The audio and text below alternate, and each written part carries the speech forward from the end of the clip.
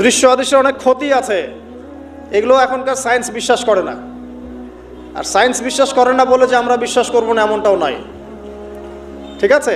নবী সাল্লাল্লাহু আলাইহি ওয়াসাল্লাম বলেছেন, রাতের বেলা তোমরা বাচ্চাদেরকে সন্ধ্যাবেলা ছেড়ে দিও না, সন্ধ্যাবেলা বাচ্চাদেরকে ছেড়ে দিও না, আগে ভালো করে সন্ধ্যাটা হয়ে যাক, যদি ছাড়তে হয় তারপর ছেড়ো। তারপর রাতের রাত যখন গভীর হবে তখন তোমরা এলোপাথালি ঘোরাফেরা করো না, রাস্তাঘাটে বনে জঙ্গলে ঘোরাফেরা করো না, কারণ এই সময় এমন কিছু মাখলুককে আল্লাহ পাক ছেড়ে দেন যাদেরকে তোমরা দেখো না।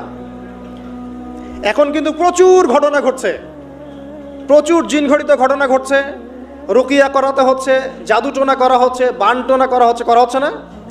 আর অনেক সময় আমরা মনে করি, এখন সায়েন্সের যুগ তো, মানুষ মনে করে এগুলোর কোনো ভিত্তি নাই মনে হয়। কোরআন বলছে জাদু সত্য। কে বলছে? কোরআন বলছে জাদু সত্য। কোন সূরা? সূরা বাকারা আয়াত নাম্বার 101। সূরা বাকারা আয়াত নাম্বার 101, 102 পড়ে দেখেন। ওয়াত্তাবিউ মা তাতলু শায়াতিন আলা মুলকি সুলাইমান, এই আয়াতটা পড়েন, বিশাল একটা আয়াত আছে। ওয়ামা কাফারা সুলাইমান ওয়ালাকিন্না শায়াতিন কাফারু ইউআল্লিমুনা আন-নাস সিহর। এই সিহর দিয়ে কি হতো? মা ইউফাররিকুনা বিহি বাইনাল মারই ওয়া যাওজি। সুলাইমান আলাইহিস সালামের সময় এই জাদুবিদ্যার প্রচলন ছড়িয়ে পড়ে। এই জাদু মানুষ শিখে কি করছিল? নারী পুরুষের মাঝখানে, স্বামী স্ত্রীর মাঝখানে বিভেদ সৃষ্টি করছিল। এখন দেখেন না, পরিবারের স্বামী স্ত্রীর বন্ধন ভেঙে যায় না?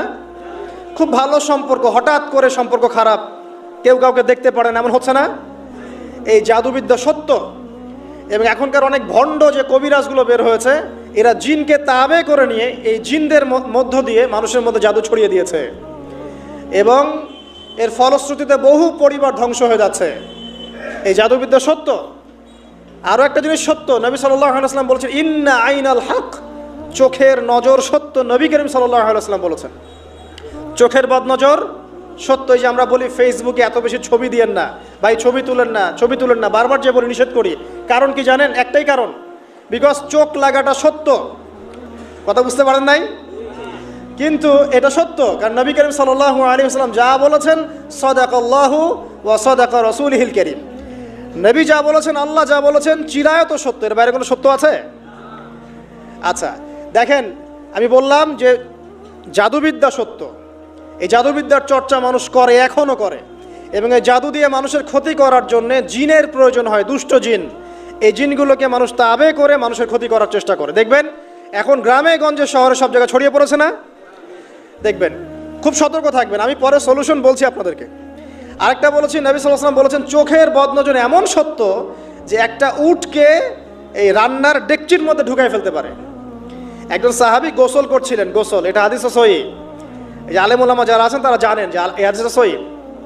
একজন সাহাবী গোসল করছেন, তার গায়ের চামড়াটা খুব সুন্দর ছিল, একদম স্কিনটা অনেক সুন্দর থাকে না এমন কিছু মানুষ?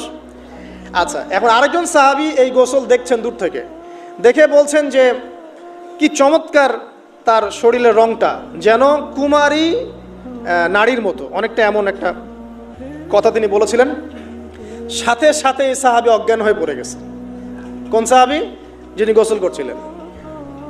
এখন এটার আপনি কোনো ব্যাখ্যা দিতে পারবেন না তো, এখানে কোনো সায়েন্স দিয়ে বা মেডিকেল সায়েন্স দিয়ে আপনি কোনো ব্যাখ্যা করতে পারবেন না।